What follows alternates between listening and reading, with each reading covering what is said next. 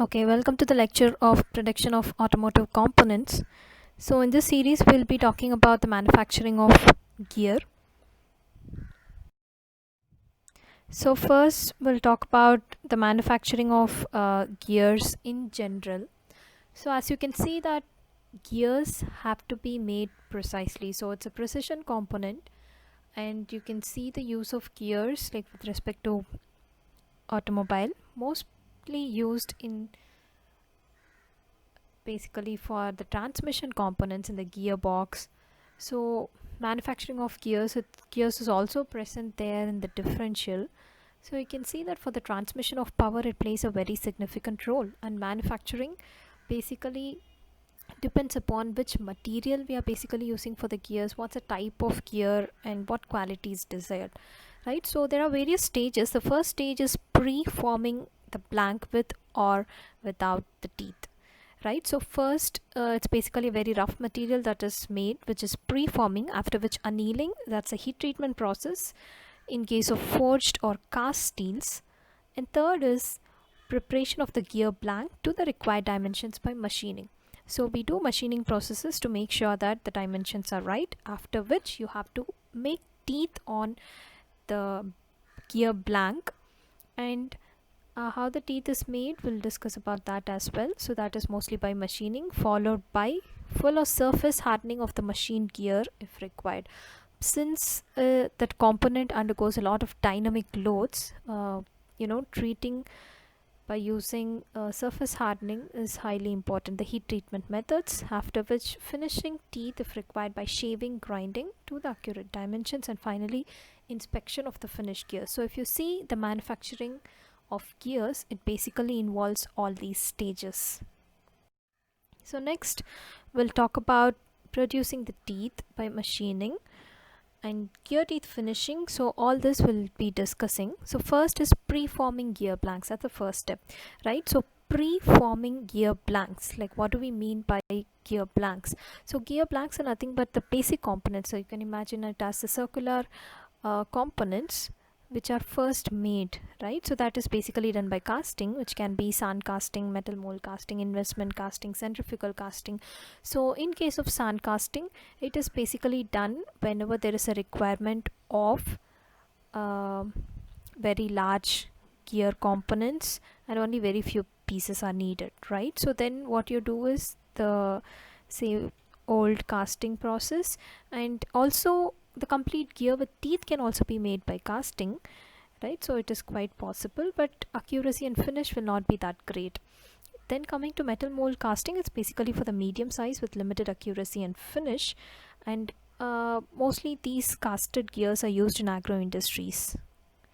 And next is die casting. So whenever you have a mass production, we use die casting, and after die casting you can also make it like further more accurate by using some kind of finishing processes. Next is investment casting.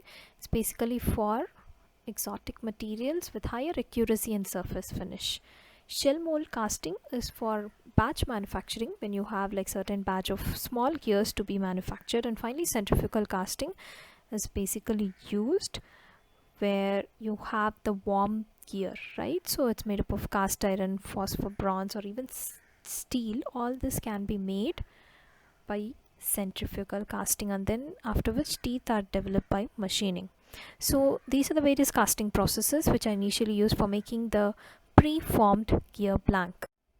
And next we'll talk about rolling, because making the gear teeth basically involves this process. Either the straight or the helical teeth of the gears are basically generated by cold rolling, either by using flat dies or circular dies. So what does rolling do is it ensures that there is high accuracy and surface integrity of the teeth. Okay, unlike cutting, because in case of rolling the material flow is even more uniform. And gear rolling is reasonably employed for high productivity and high quality through initial machinery costs are relatively high. And large size gears can be made by using this rolling process, and finally finished by machining. Next we'll talk about the production of teeth of spur gears by rolling. So first we'll talk about powder metallurgy. So you're aware of powder metallurgy, right? So in this small size high quality spur, bevel or spiral gears can be produced by this process. right? So powder metallurgy in turn will require also some finishing work. And next is blanking in press tool. So what happens is whenever you make gears, after which when you have to make the teeth, you can make sure that you have the pressing tool, and the sheets are suitably designed so that, and you have a proper die and punch, right? So whenever it punches, you know that the blank is formed, right? So that is what is blanking by using press tool. And next is plastic molding.